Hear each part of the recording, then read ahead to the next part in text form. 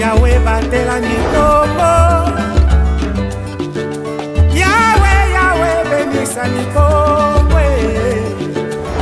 Yahweh batela nikombo.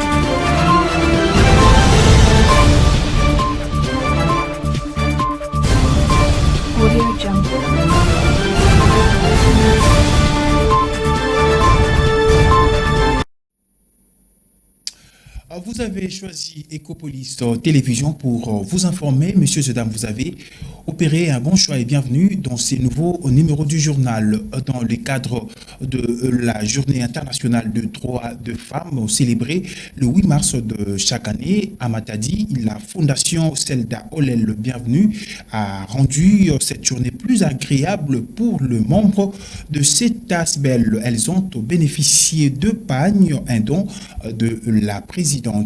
La cérémonie s'est déroulée au siège de la fondation située à l'immeuble CHB à Kinkanda dans la commune de Matadi. Le détail dans ses commentaires de Salem Alonda sur les images de Bienvenue Johnny. Droit, garantie, l'autonomisation durable des femmes et de la jeune fille, tel est le thème choisi en République démocratique du Congo pour la célébration de la Journée internationale des droits des femmes, commémorée le dimanche 8 mars 2026. Dans sa mission de soutenir les femmes et les enfants vulnérables dans la province du Congo central, la Fondation Selda Olel Bienvenue, CHB en acronyme, a célébré cette journée aux côtés des membres de ses différentes cellules, notamment la cellule de Nzanza et celle de Flash Momon. Ces assises ont été liées au siège de la Fondation, situé au Longe Bar CHB à Kinkanda, dans la commune de Matadi. Cette cérémonie riche en couleurs a débuté par l'accueil de la présidente de la Fondation, Selda Olel Bienvenue. S'en est suivi d'une série de discours, le mot de circonstances et de bienvenue. Dans son allocution, la présidente de cette ASBEL, Selda Olel Bienvenue, a présenté les objectifs de la Fondation tout en exhortant les femmes membres de s'impliquer davantage. Après cette exhortation, c'est le moment tant attendu, la distribution de pannes aux femmes membres qui se sont imprégnées de l'idéologie de la Fondation. Satisfaites par ces gestes, les bénéficiaires ont exprimé leur joie. Je suis très contente de ce que maman Selda a fait pour nous. Ce n'est pas la première fois.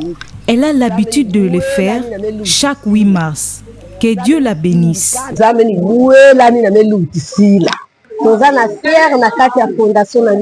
Je suis fière de notre fondation. Le 8 mars, que le papa nous achète ou non, nous nous habillons toujours. Le voici. Dans la foulée, la présidente de cette association, sans but lucratif, Selda Olel Bienvenue, s'est exprimée au micro de Ecopolis TV. Le but de notre fondation, c'est d'aider les femmes maraîchères et les orphelins. Dans chaque année, avec le peu que Dieu nous donne, on partage avec nos mamans. Il n'y a pas de condition pour adhérer dans notre fondation. Toute personne qui veut adhérer peut venir, on est là, on est ouvert. Donc, toutes ces femmes-là qui veulent travailler avec nous, parce qu'on a beaucoup de projets dans notre fondation, toutes les femmes qui veulent adhérer, les femmes comme des hommes, sont les bienvenues. Changeons de registre, messieurs et dames, solidarité à l'hôpital Saint-Gérard de Mikondo. L'ASBEL, les amis d'enfance AM en sigle, s'est mobilisée. Le week-end dernier, elle est allée au chevet des enfants, drépanocytaire, une action humanitaire marquée par une importante remise de dons en vivres et produits pharmaceutiques. Le détail de cette activité avec Abdelaziz Bobo. L'ASBEL, les amis d'enfance de Matadi, AM, s'est mobilisé le samedi 7 mars dernier en faveur des enfants souffrant de la drépanocytose. Cette association sans but lucratif s'est rendue à l'hôpital Saint-Gérard de Mikondo, les bras chargés de dons. À bord du pick-up, un chargement solidaire composé de sacs de riz, des cartons de savon, du sucre, du lait et des médicaments. Un geste vital car la drépanocytose est un fardeau pesant qui perturbe la scolarité des enfants et épuise moralement et les circuits financiers des parents, porteurs sains de cette pathologie. Avec ces enfants, il y a trop de dépenses à faire. Parfois, vous les voyez souffrir des maux de ventre, tantôt mal aux jambes. Ils ont un temps réduit pour la scolarité. Ça nous dérange moralement.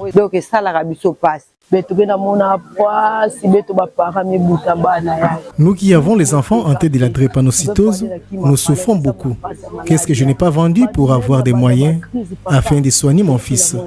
Lorsque les douleurs commencent, vous aurez pitié de l'enfant. Avant la distribution, le président et les cadres de l'ASBEL ont été reçus par le médecin directeur pour une séance d'échange. Ce n'est qu'après cette rencontre que l'association a été présentée aux patients pour la remise des dons. L'une des bénéficiaires a salué ces gestes philanthropiques. Nous sommes vraiment émus. Merci beaucoup, ça nous va droit au cœur. Sur ce, je vous demanderai si vous pouvez avec vos moyens nous aider aux moyens pour les médicaments et les vaccins. La cérémonie s'est clôturée par une photo des familles avant que les membres de l'association ne prennent la route avec le sentiment du devoir accompli.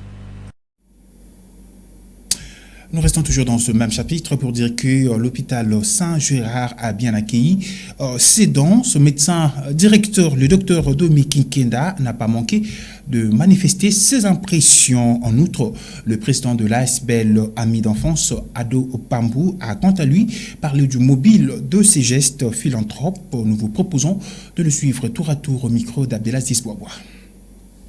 Particulièrement dans le cadre de la santé, nous avons bana beto bayaya beto bayina kena problème ya santé ina depuis bokilaka SS. Nous avons effectué cette visite dans le cadre philanthropique, s'échanger avec les malades et partager le peu que nous avons apporté. Donc la drépanocytose particulièrement.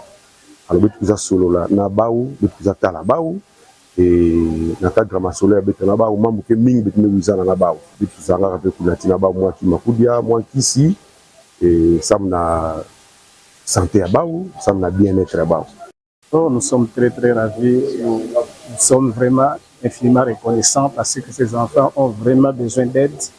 Surtout la plupart d'eux viennent de familles un peu pas trop nantis et ça pose un peu de problème dans la prise en charge. Mais leur apporter déjà ce bien matériel, ça leur apportera un soulagement aux familles concernées. Et puis quittons la ville de Matadi, chef-lieu de la province du Congo central pour Kinshasa, où la première ministre Judith Suminwa a déposé le samedi 7 mars dernier auprès de présidents de deux chambres du Parlement, Aimé Boji et Jean-Michel Sama Lukonde, le projet de loi portant notification de l'accord de paix conclu entre la République démocratique du Congo et le Rwanda, ainsi que l'accord stratégique signé avec les États-Unis conformément à l'article 214 de la Constitution. Suivez cet extrait choisi pour vous. L'élément important, central, est que en tant que chef de gouvernement, je suis venu accomplir un devoir constitutionnel, celui de déposer auprès des deux présidents des deux chambres, donc l'honorable président de l'Assemblée nationale qui a présidé la session ainsi que l'honorable président du Sénat, les deux projets de loi ratifiant l'accord de paix signé entre la République démocratique du Congo et le Rwanda en juin 2025, ainsi que le projet donc de loi portant ratification pour l'accord stratégique entre la République démocratique du Congo et les États-Unis d'Amérique. Il faut tenir compte que c'est vraiment une obligation constitutionnelle et cela va de soi que dans notre démocratie, nous puissions accomplir cela. C'est prescrit par l'article 214 de notre Constitution. Et en juin, l'accord de paix a été signé. Une annexe qui était prévue dans l'accord de paix en son chapitre 6 portait sur le cadre d'intégration régionale.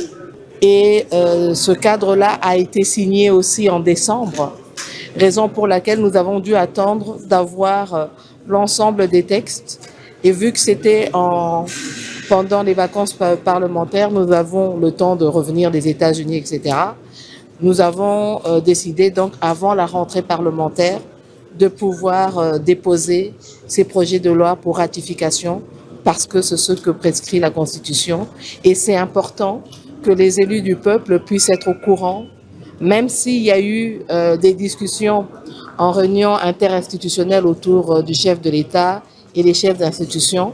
Il est important maintenant que les élus du peuple puissent à leur tour être pleinement informés du contenu de ces accords. Et puis, une page internationale avant de boucler cette session d'information sur Ecopolis. Mojtaba Khamenei, second fils du président Ali Khamenei, tué par de frappes israéliennes le 28 février dernier, succède à son père comme guide suprême de la République israélienne. Pressenti depuis plusieurs jours, il est un partisan de la ligne dure du régime. Nous vous proposons de suivre ces reportages de France 24. Pendant des années, il a été l'un des hommes les plus puissants d'Iran, sans jamais presque apparaître en public. Dans l'ombre de son père, l'ayatollah Ali Khamenei, il a construit son réseau et développé son influence, jusqu'à atteindre le plus haut sommet de l'État. Mojtaba Khamenei est le nouveau visage de la République islamique. À l'annonce de sa nomination en tant que guide suprême, les soutiens au régime exultent. Monsieur Mojtaba ressemble beaucoup à son père. De tous les candidats possibles, il était le plus méritant et celui qui lui ressemblait le plus. Le régime a donc choisi la continuité. À 56 ans, Mojtaba Khamenei succède à son propre père. Un comble pour une république islamique qui s'est pourtant construite en opposition à la monarchie héréditaire des Pahlavis. En Iran, Mojtaba Khamenei reste une figure mystérieuse. Alors que son père était partout sur la scène publique, lui a toujours cultivé la discrétion, préférant agir en coulisses. Pendant des années, il a travaillé à ses côtés, supervisant des dossiers sensibles, notamment dans le domaine militaire.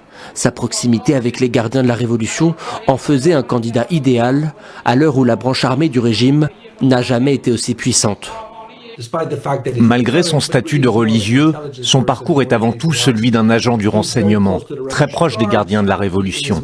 Il est partisan du recours à la force contre les opposants intérieurs, comme contre les adversaires étrangers. À ma connaissance, en 20 ans de présence à ses côtés, il n'a jamais exprimé d'opinion suggérant une quelconque velléité de réformisme. C'est donc un révolutionnaire islamiste, un partisan de la ligne dure. Un partisan d'une ligne dure pour un régime iranien qui cherche encore et toujours à garder le contrôle, car au-delà du conflit en cours, Mojtaba Khamenei devra d'abord tenter de préserver l'unité du pouvoir dans un Iran profondément contestataire et où une large partie de la population lui est hostile. Et voilà, c'est par cette note internationale que nous mettons un terme à cette session d'information sur Ecopolis Télévision. Merci à vous, mesdames et messieurs, de l'avoir suivi. D'ici là, portez-vous bien et bon